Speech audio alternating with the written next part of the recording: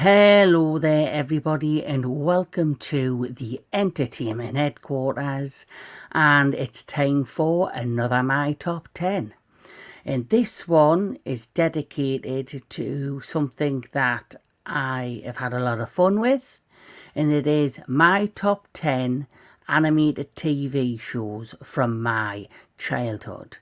Now, I grew up, I was born in 1983. So I grew up in the midst of the 80s and obviously in the 90s. And, I'm an old fart now. I've hit the good 4-0 last year. What a time, 40-year-old starting a YouTube channel, things I do when I've got nothing else to do, I suppose. But here we go. 40-year-old had a walk back in time to my childhood, and what can I say, I've had a blast reconnecting with a lot of these shows. And grown up in the 1980s, from 1983 onwards, I've seen a lot of great shows, both live action shows, animated shows, but this is dedicated to all of the animated shows from my childhood. And before I start my top 10, I wanted to, do a few honourable mentions. And these shows some of them actually go a little bit further back. Because with me being born in the 1980s, the early 1980s, there was a lot of reruns of animated shows from the 1960s and onwards. And I used to watch them on, say, late night on the Cartoon Network when I was a kid at the weekends. And there were two particular shows that I enjoyed that my dad remembers from his childhood, that he had, a lot of fond memories of. And I honestly believe this particular show, or the next two I'm about to show you, they could be turned into live action series or live action films, because generally, as you know, Hollywood's been on a bit of a decline. I think the superhero bubble, I don't know if it's completely burst, but it's starting to fluctuate, because I think people are getting tired of all Marvel. DC's now having once again probably its third or fourth reboot. There's only a handful of franchises that are continuing and surviving, because obviously they're doing well money-wise at the box office. But we need some originality. And there's a lot of reboots happening lately, or legacy films. I had Top Gun Maverick, that was very successful. They tried again with Indiana Jones and it didn't fare too well. Even the last Mission Impossible didn't do as well as they hoped. And they're continuing with the legacy and the reboot, or the continuation bubble as we speak. We've got Beverly Hills Cop 4 or 5, whatever it is, coming out. There's another one we had Coming to America. There's just a couple of more. So I think, why not go back even further than the 80s and stop rebooting the 80s and the 90s franchises? Why don't they go further back and look at these children television shows that were very imaginative and different, and give them a blast? And this one particular is one that I personally really enjoyed, and have actually bought the DVDs, because I really enjoyed the show. And it is, of course, the Herculoids. Now, the Herculoids is based on, a fantasy planet, and it's where the native family on the planet have to take on, alien threats, local threats on the planet. And I honestly think it's a really well crafted show. It's different. It's like a dark sci-fi fantasy, if they wanted it to be. And I generally believe it's a show that could honestly be made into a modern film franchise that's different, unique, and we need something different. We need something unique. We need something new and fresh. And I believe this potentially could be that. So let me give you a little glimpse of the Herculoids. Somewhere out in space live the Herculoids.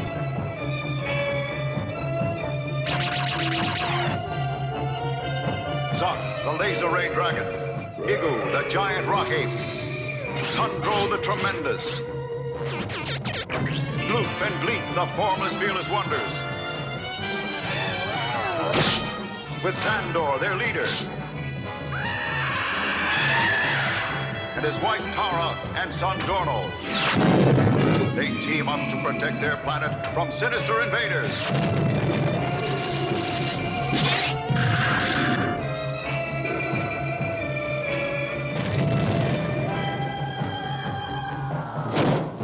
All strong, all brave, all heroes.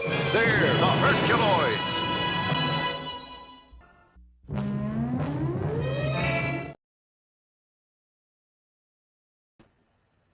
So the Herculoids, like I say, with a great director, great production company, you know, great writing, that generally I believe could be turned into a modern day live action series, film, or even a modern reboot of the animated show. And I generally think it's something different and something that is much needed in the modern climate of Hollywood. So another honourable mention, you know, everyone goes mad about, you know, the Fast and the Furious series. You know, we've had a Need for Speed film come out. We've had most recently Gran Turismo, and I generally believe there's a lot of different car-based action films and properties out there that deserve the opportunity to be turned into a live action film series, another animated reboot, whatever. This one particularly I think would do well if it was made in the way that, say, you make Sonic the Hedgehog, the way they made, say, the Yogi Bear series, the Garfield series, the Chipmunk series, you know, those live action films. I believe if they did a live action version of this show, which is a mixture of fun, comedicness and, you know, fast car chases, this would do well. And I'm talking about Wacky Races. Wacky Races, you know, that had a kind of a boost again in the 1990s. I remember it came out a long time ago and it came back out. They re-released it, the exact same show with Dastardly and Muttley. And it did quite well, and they even did for the PlayStation a Wacky Races game, and I actually had the game. So I do believe Wacky Races is another great honourable mention that deserves to be, you know, maybe given the opportunity to have a live action film or series. I think it would be fun. So they're just two animated shows from the 1960s onwards that I enjoyed, that deserve the attention and I believe would do well. But let's move on to the first of my top 10. This is a show that I absolutely loved. It's based on a very popular board game. It's a board game that I personally haven't played, but I know it's well, you know, it's well known, it's around the world, it's very popular.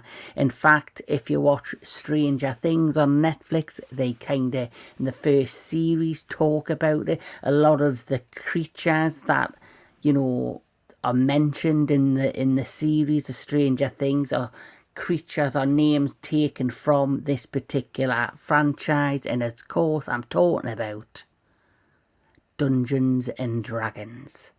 And Dungeons and Dragons has had 2 live action movies made. The first one didn't do as well, but the one that came out last year, which was Dungeons and Dragons Den of Thieves, I actually really liked. I thought Chris Pine did a fantastic job in it.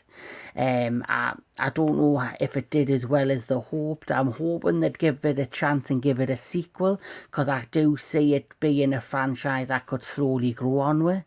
But talking about the actual animated series, we have Dungeons and Dragons is an American animated television series based on the Dungeons and Dragons role-playing game. It is a co-production of Marvel Productions and TSR with the Japanese Toei Animation. It is ran on CBS from 1983 through 1985 for 3 seasons for a total of 27 episodes. And, you know, I really enjoyed this series, I did. It was a great series to watch as a kid.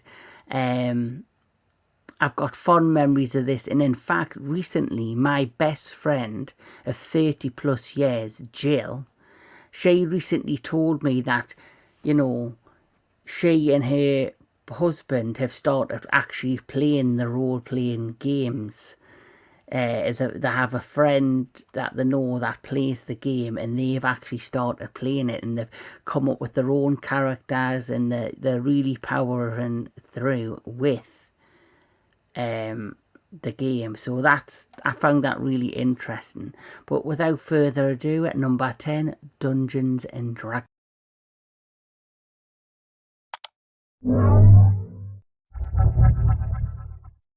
Hey, look! A Dungeons and Dragons ride!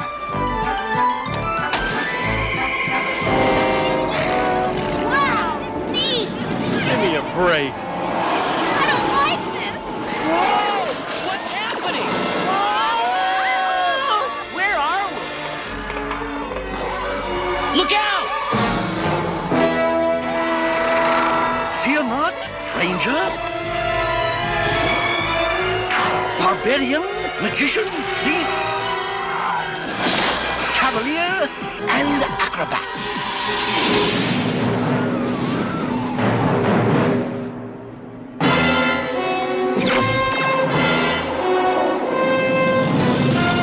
Who was that? That was Venger, the force of evil. I am Dungeon Master, your guide in the realm of Dungeons and Dragons.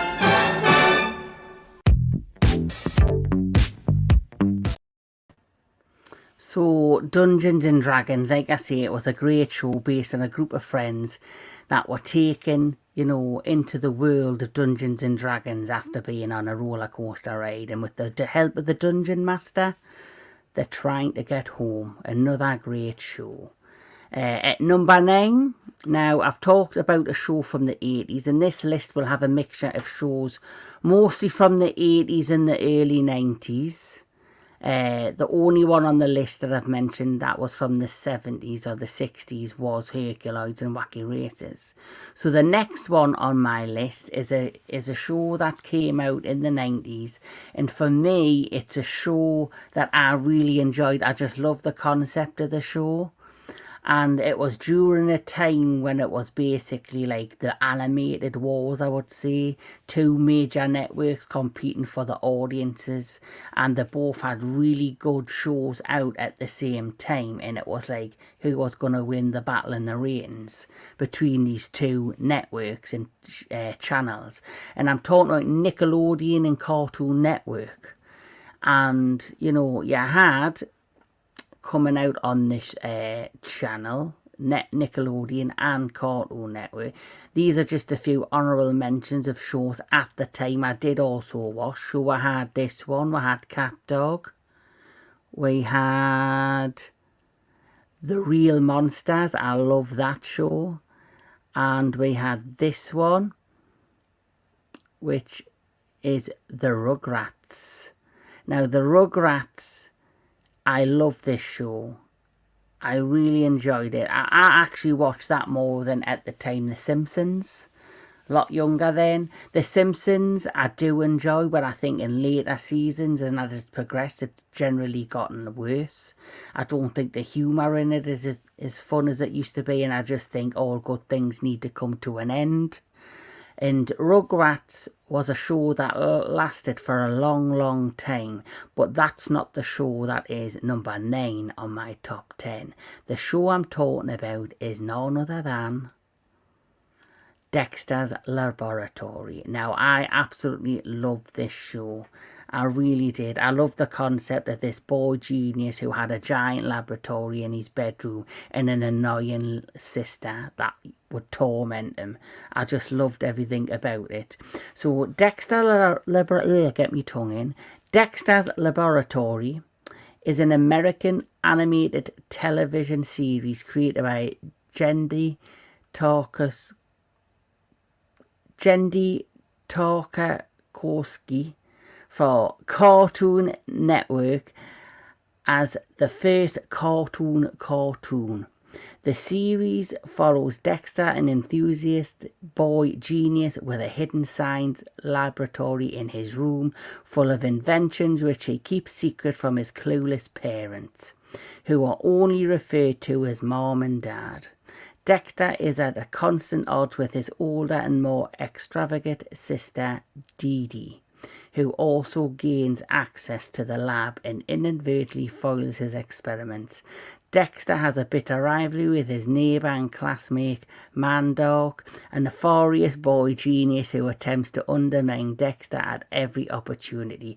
Prominently featured in the first and second seasons, and are often segments focusing on superhero-based characters, monkeys, Dexter's pet lab monkey / superhero, and the Justice Friends, a trio of superheroes who share an apartment. So it's like Dexter and his sister, and then there were odd little side stories with these other characters, and I just love this show. So Dexter Laboratory is my number 9, and like I say, it's a show that I thoroughly loved as a kid, and I hope you love it too, because it's a good show. I loved everything about it.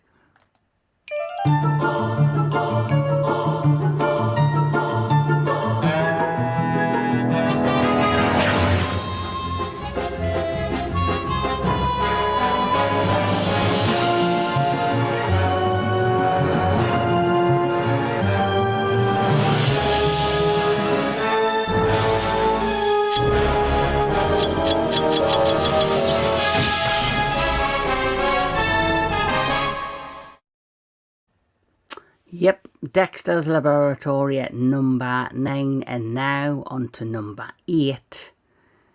It is a show that everybody knows. It's from the 1980s. It was the follow-up or a spin-off from the 2 films it's based upon, which has recently just had its next installment released in theatres, which quite frankly I was really disappointed in.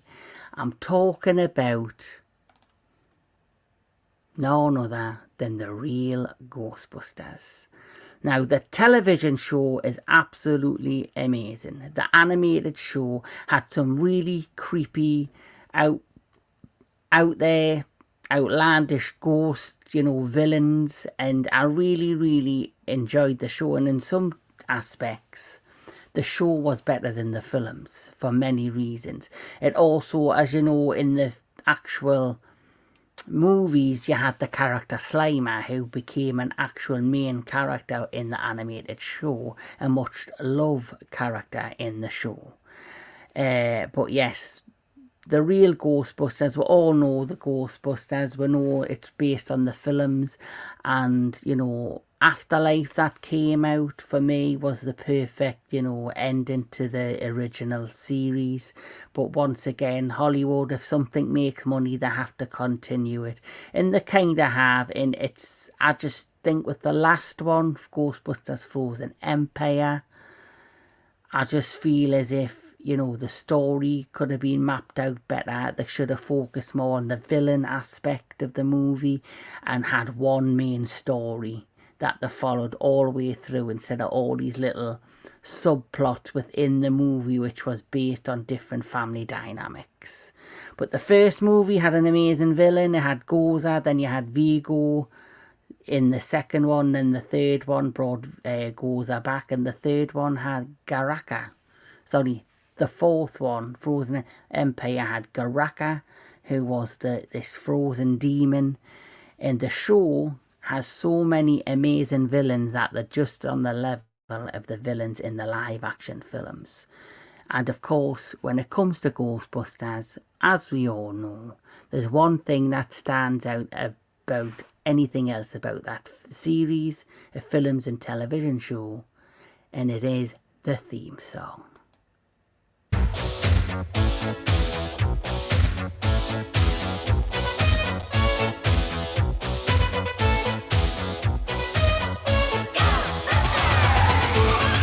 Something strange in the neighborhood.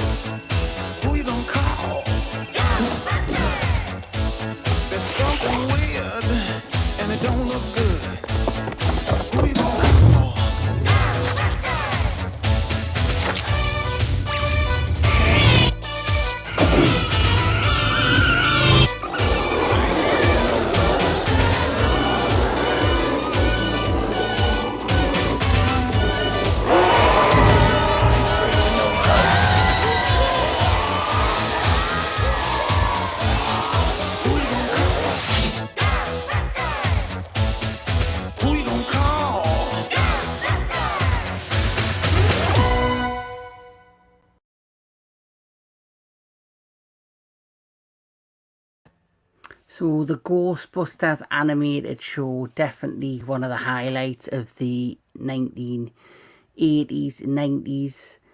And, you know, the one thing I'll always remember about the show in particular as a kid is my brother was obsessed with it.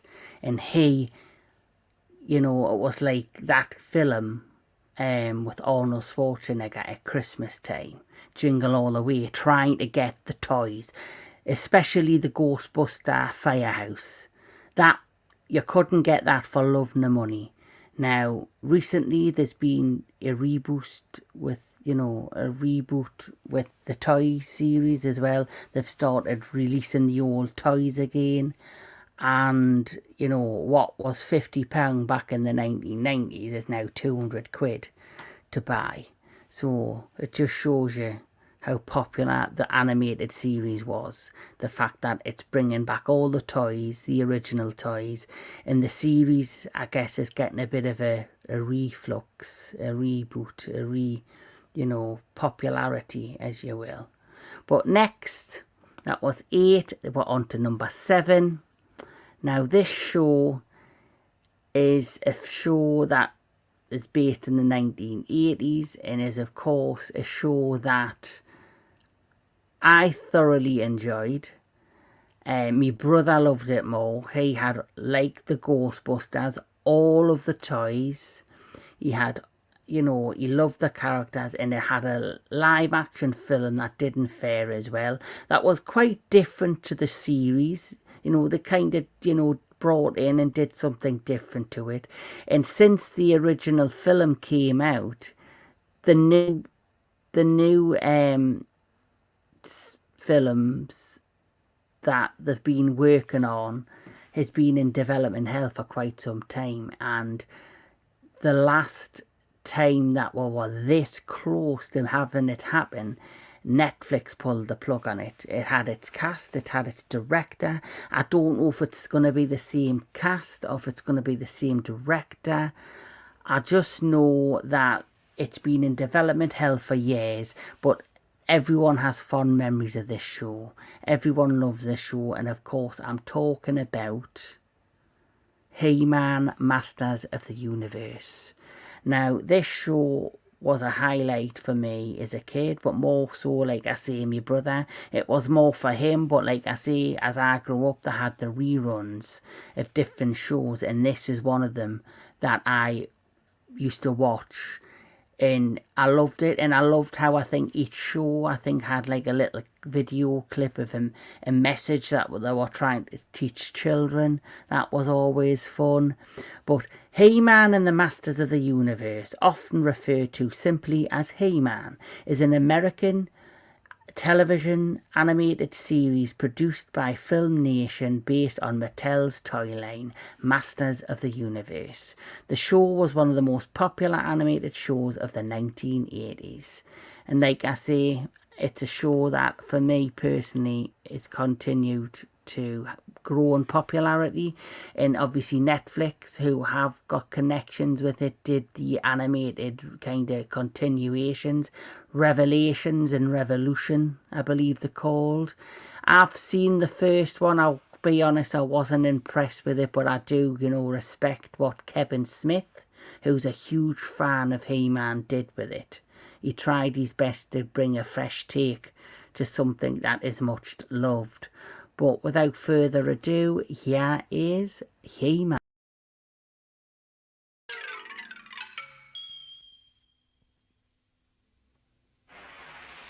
And the Masters of the Universe. I am Adam, Prince of Eternia and defender of the secrets of Castle Grayskull. This is Cringer, my fearless friend. Fabulous secret powers were revealed to me the day I held aloft my magic sword and said, "By the power of Grayskull,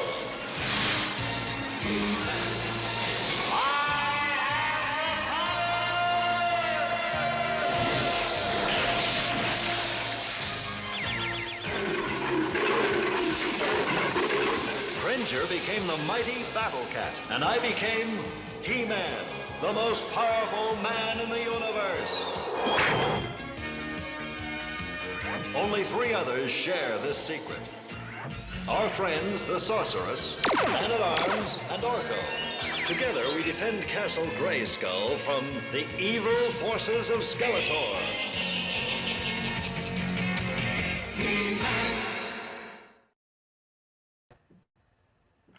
So He-Man, another animation show, like I say, from the 1980s, and a lot of the shows based in the 1980s, they actually had toy lines coming out, and they actually had the toys produced before the actual television shows. So they used to just say, right, and this is the toy line, this is the name of the characters, this is what we need to sell, and the animating companies would build stories around the characters. They would go to the toy companies and pick up a figure and look at it and go, well, this one looks like it's a hero, so let's make this the hero. They would name the characters, and off they'd go and create this fantastic animated series around the toy lines. And they did that with a number of shows in the 1980s. But next up on my list, I think we are down to that 10, 9, 8, 7, number 6. I'm just double checking I haven't skipped anything. So number 6 is another much loved show that started in the 1980s. In fact, this was probably one of the longest running animated shows in the 1980s into the 1990s because of how popular it was. And like I said with me brother, when it came to Ghostbusters at Christmas time, trying to get the Ghostbusters figures was near impossible. They sold out left, right and centre. Me poor mother. Well, guess what? Me poor mother, for me, had the same issue when it came to this particular franchise. Because just like the Ghostbusters, trying to get these figures was like being Arnold Schwarzenegger looking for the Turbo Man figure. It was impossible, especially when I wanted the vehicle. And what am I talking about? I'm talking about none other than the Teenage Mutant Ninja Turtles. That's right.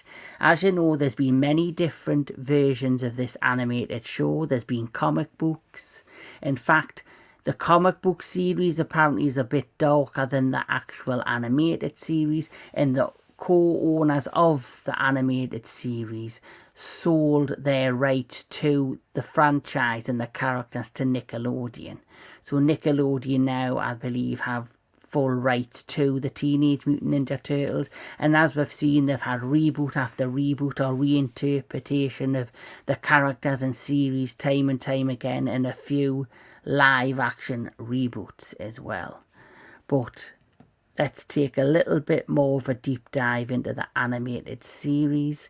So we are at the Teenage Mutant Ninja Turtles, also known as Teenage Mutant Hero Turtles in the UK, Ireland, Germany, is an American animated television series produced by Fred Wolf Films and based on the comic book characters created by Kevin Eastman and Peter Laird. Set in New York City, the series follows the adventures of the Teenage Mutant Ninja Turtles and their allies as they battle the Shredder and Krang and numerous other villains and criminals. The property was changed considerably from the darker tone comics to make it more suitable for children and the families. So yeah, and I'm just gonna check. So the series ran from December the 14th, 1987 to November the 2nd, 1996. So it was one of the most longest running animated shows from the 1980s. In fact, it had, how many? It had 10 seasons. That's very unheard of from that time.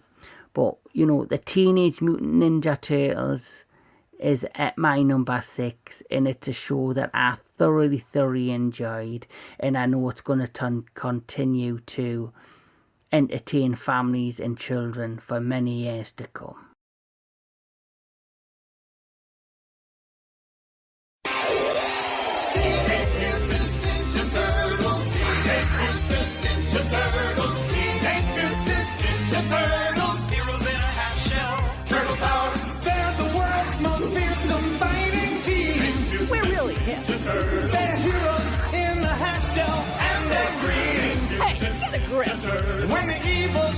attacks.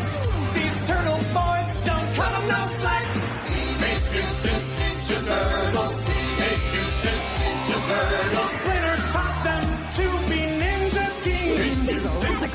Leonardo leads, Donatello does machines. Raphael is cool but rude. Michelangelo is a party dude. Teenage Mutant Ninja Turtles. Teenage Mutant Ninja Turtles. Teenage Mutant Ninja Turtles. Heroes in a half shell. Turtle power. So there we have it. The Teenage Mutant Ninja Turtles is my number 6th pick. We're now down to the 5th pick with the top 5. And the next show that I want to talk about is a show that I loved. When it started off, I think it had a so what popularity. But as you know, years have gone by, it's grown in popularity. It's got like a cult following. It still has a comic book series going. I subscribed to Disney Plus because of the show and because of other shows. But when I found out that they were putting all of their old animated series onto the platform, I thought, yep, I need to, subscribe to Disney Plus. Because there were a few shows on there that I had already watched, like Mandalorian, all the Star Wars shows, some of the Marvel stuff.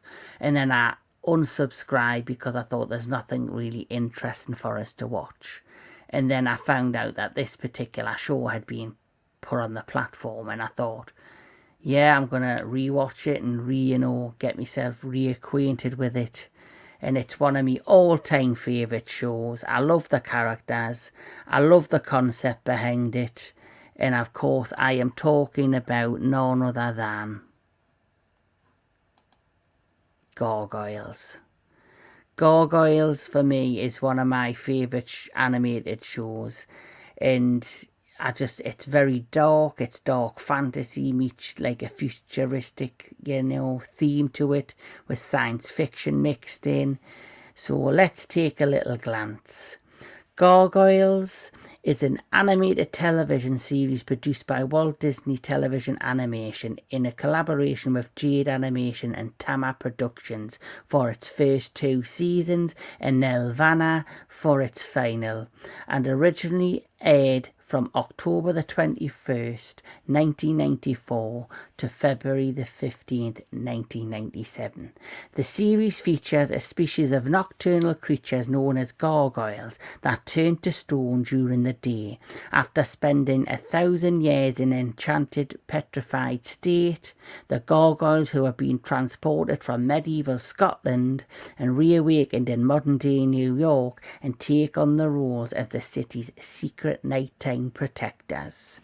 And what made this series stand out for me wasn't just the concept of the show, the amazing voice cast, in this. It had Keith David doing the voice of Goliath. And for me, just the voice alone in that character made it iconic.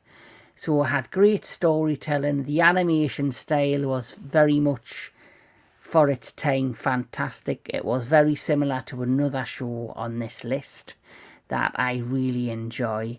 But yes, the Gargoyles for me is up there as one of the best animated shows ever made. I really love this show, and I hope you like it too.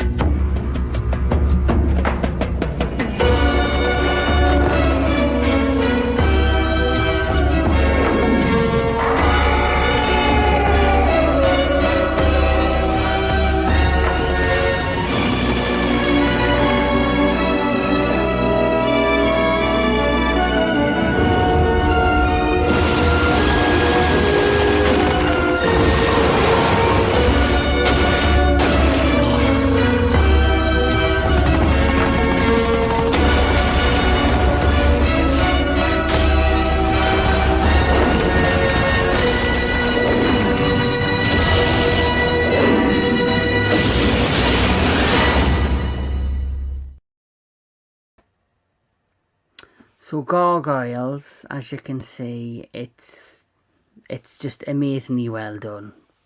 Great production value, great animation, great voice cast, amazing stories. And I like these shows that have got like a bit of a dark fantasy element to them.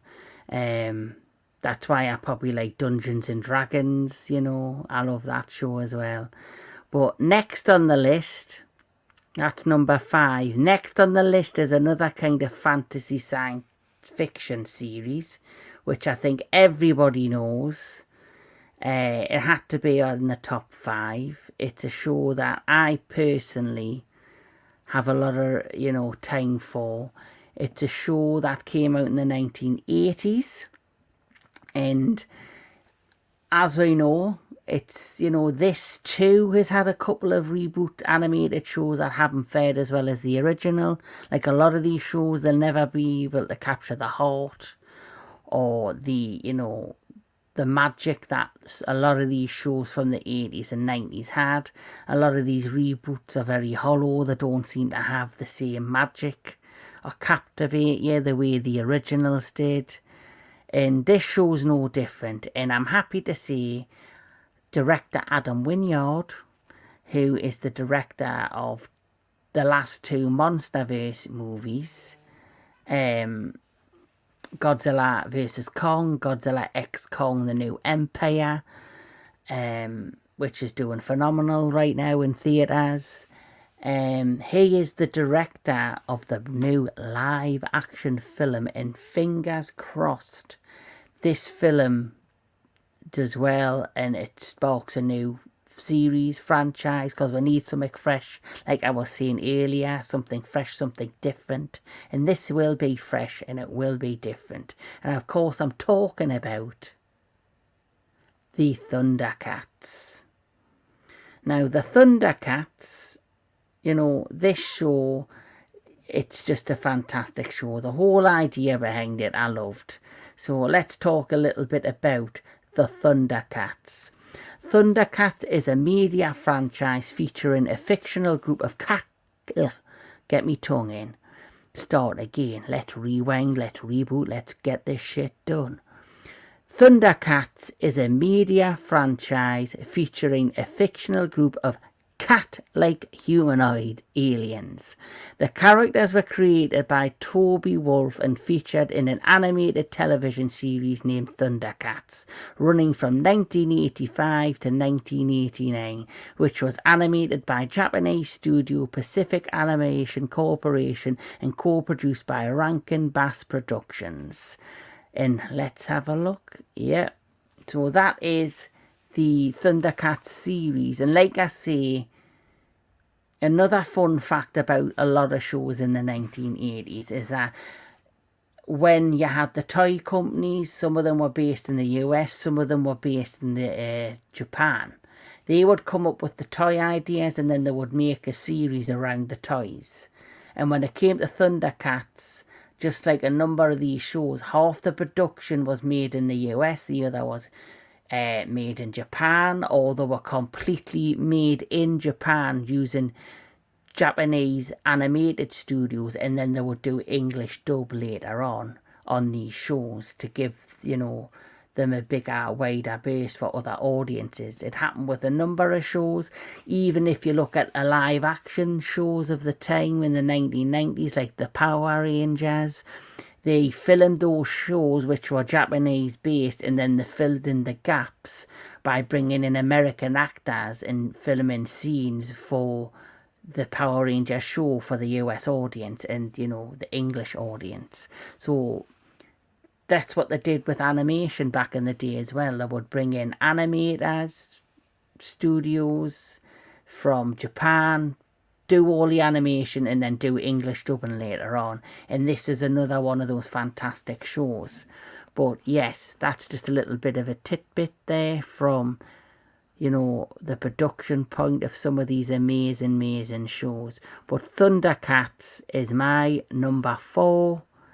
And I'm really got high hopes for the live action film. And I hope it's a success.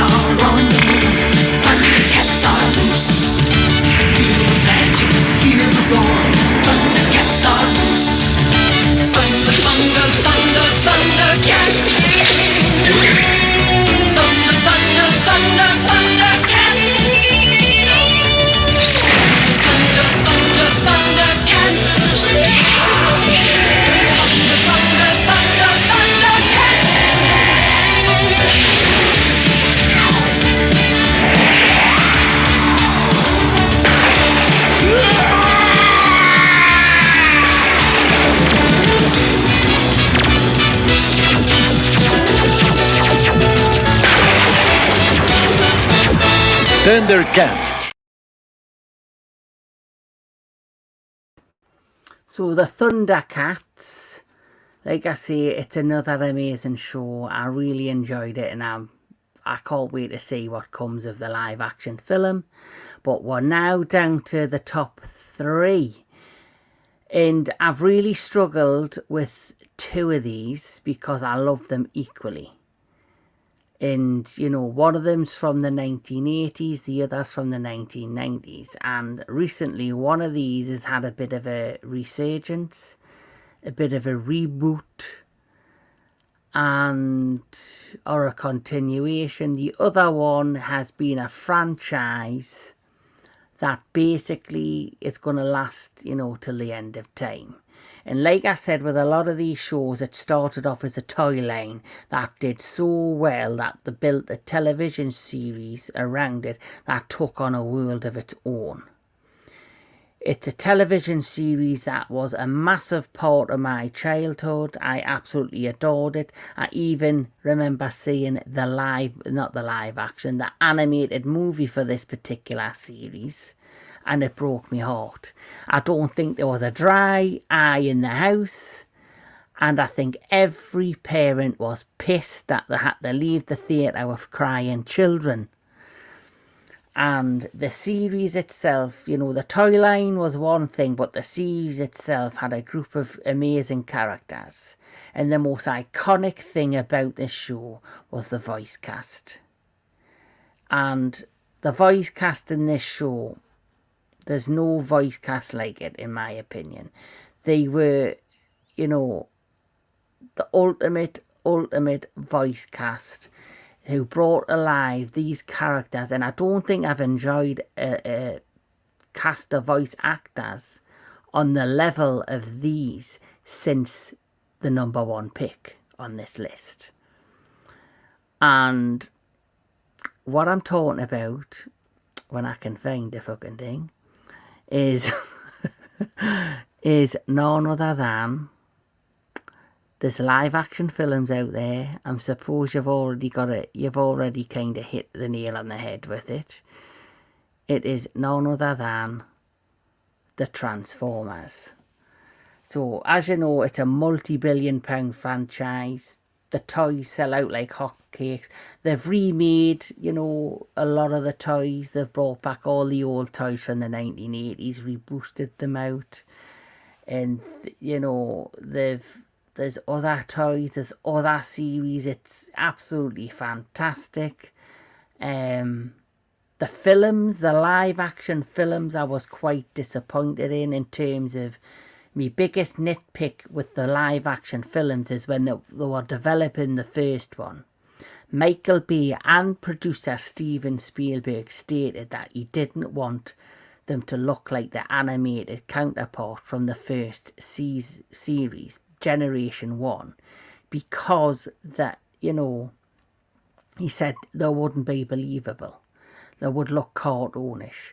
Skip a few films later and then we get the Bumblebee film, and I can watch the first 5-10 minutes of that film and just switch it off, because the first 5-10 minutes of the film, you see the Autobots and the Decepticons in their G1 form. They looked like their authentic selves from the animated series way back when, and it was just gorgeous. I loved it.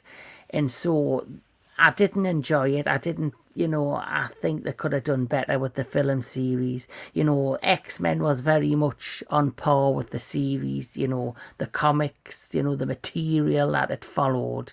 You know, a lot of these series and films, they do take from the material and are very authentic, or, you know, do the best to, you know, bring what's on paper to screen, and or from animation to live action.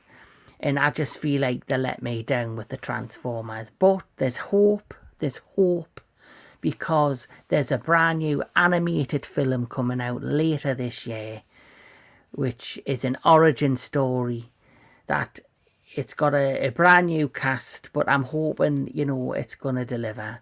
And like I say, I haven't enjoyed a voice cast in an animated show like I have with the Transformers since the #1 pick on this list. Peter Cullen and Frank Welker, what they were able to do with Optimus Prime and Megatron is to create two of the most iconic characters in the world of media, in the world of animation, film, and I believe, especially Peter Cullen's Optimus Prime, I don't think there'll ever be anybody that could duplicate what he did with the character. And I absolutely love this show. I really, really do. It's was a tough call between this and my #2 pick. I was contemplating who to pick, but ultimately the next show has a little bit extra to it. So that is why it's my #3 pick. Transformers, the original animated series.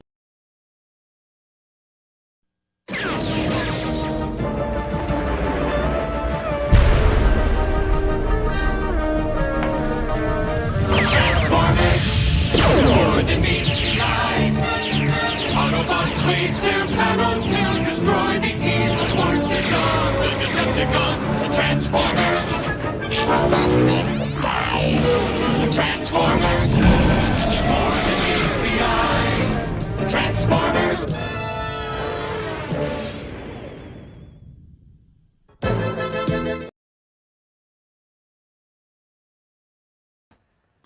So, what's #2, you might ask? Well, it's probably the best damn show of the 1990s, animated show. I believe this show, along with one of the other shows, is what started the initial superhero boom that led to the MCU. Absolutely had to be. It had to be. Long before, you know, you had a handful of superhero movies like the Batman film with Michael Keaton, Batman Returns. You had a load of different studios that had attempted to make live action versions of these iconic characters, and a lot of them failed. And a lot of them succeeded, or they weren't done to the quality or the way you expected them to be done, and were a true interpretation from page to screen. And in the 1990s, there were a number of television shows that really came out, that really put on the map these heroes. And the first of these shows that I seen personally that I absolutely adored was this one. Spider-Man. Spider-Man, the animated series, was just iconic. The music score was fantastic. The animation style, how they brought the characters from page to screen, was fantastic. Then you had another one. You had this one, which didn't fare as well, Iron Man. You also had this one, the Fantastic Four, and I believe there was also an Incredible Hulk series and a Silver Surfer series. But there was one other show during the Marvel animated boom that stood out above all else. And it is the #2 pick, and it has to be the X-Men. Now, the X-Men is back on Disney Plus with X-Men 97. But this show, honestly, it's just iconic. It's out of all the get your freaking teeth in. Out of all of the Marvel animated television shows, X-Men is the #1. Absolutely. It wasn't just aimed at children, it was aimed at young adults. Even adults watch this show. It's a cult classic. It's much loved, not just by comic book fans, Marvel fans, but the general public love this show for a number of reasons. Its characters, how they, brought Wolverine, Cyclops alive on the screen. The voice casts were amazing. The adult themed storytelling. And of course, the iconic X-Men theme tune that everybody knows. But let's have a little dig at X-Men the Animated Series. X-Men, also known as X-Men the Animated Series, is an animated superhero television series that debuted in the United States on October the 31st, 1992 on Fox Kids programming block. It was Marvel Comics' second attempt at an animated X-Men television series after the pilot, X-Men Pride of the X-Men, was not picked up. And I'm so glad in many ways that that show wasn't picked up, because we wouldn't have the show that we have today. And like I say, due to its huge popularity, because of, you know, how people, you know, just gel to this characters and the whole, you know, animation style, the music, the storytelling, it's continued to grow in popularity, and I'm so glad that they decided to bring the X-Men back, and there will be a review of X-Men 97 coming to the channel soon. But without further ado, my number 2 pick, the X-Men.